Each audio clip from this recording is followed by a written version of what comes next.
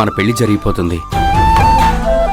అయినా కూడా నేనిప్పుడు నీకు లవ్ ప్రపోజ్ చేయొచ్చు కదా. కొద్ది రోజుల్లోనే పెళ్లి, ఇప్పుడు ఇవన్నీ ఎందుకు రామరాజు? కరెక్టే. అయినా పెళ్ళయ్యాక మాత్రం నేను నీకు ఐ లవ్ యూ చెప్పకూడదా ఏంటి? మ్యారేజ్ డే, నీ బర్త్డే, అసలు ప్రేమను చెప్పడానికి ఒక్కరోజు ఎందుకు, ప్రతిరోజు చెప్పుకోవచ్చు. Once again happy Valentine's day. ఈ రోజంతా నేను నిన్ను హ్యాపీగా ఉంచుతాను. మనం ఎటైనా బయటకు వెళ్దామా? వద్దులే రామరాజు, బాగుండదు. అది నిజమలే. సరే, నువ్వు ఫ్రెష్ అవ్వు.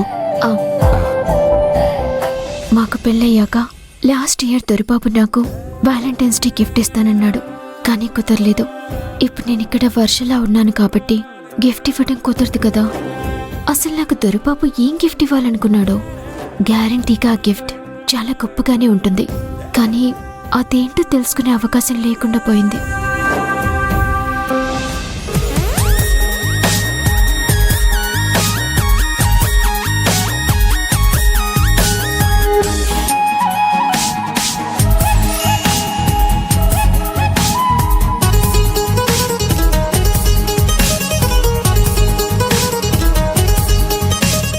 ఏంటిది? రూమ్ అంతా డెకరేషన్ చేశారు. ఎవరై ఉంటారు?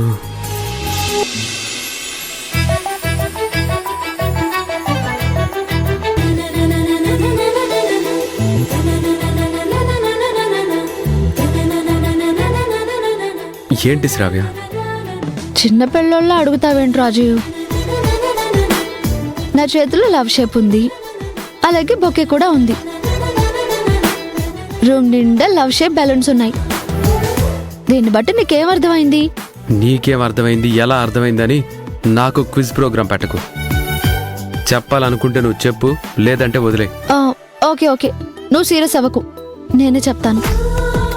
ఈరోజు వ్యాలంటైన్స్ డే కదా, నీకు విష్ చేద్దామనే ఇదంతా.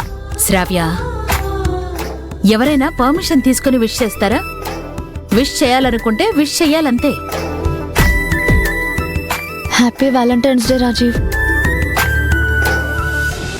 ఎందుకు శ్రావ్య నాటకాలు ఆడతావు? నేనేం నాటకాలు ఆడాను రాజీవ్, వ్యాలంటైన్స్ డే కాబట్టి విష్ చేశాను. అసలేం మాట్లాడుతున్నావురా నువ్వు?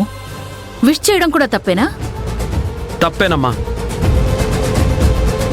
శ్రావ్య ఇక్కడికి వచ్చినప్పుడు ఏం చెప్పింది? ఏం చెప్పింది? బాగా గుర్తు తెచ్చుకోమ్మా. నిన్ను జ్యోతిని కలిపే బాధ్యత నాది. మీ ఇద్దరిని నేను కలుపుతాను. అర్థమైంది కదమ్మా నీకు? ఇచ్చిన మాట నిలబెట్టుకోవా శ్రావ్య? నన్ను జ్యోతిని దగ్గరుండి కలుపుతానని చెప్పి మళ్ళీ ఇదంతా ఏంటి? వ్యాలంటైన్స్ డే లవర్స్ జరుపుకుంటారు. నా మనసులో జ్యోతి ఉందని, నేను తనని మాత్రమే ప్రేమిస్తున్నానని నీకు తెలుసు కదా.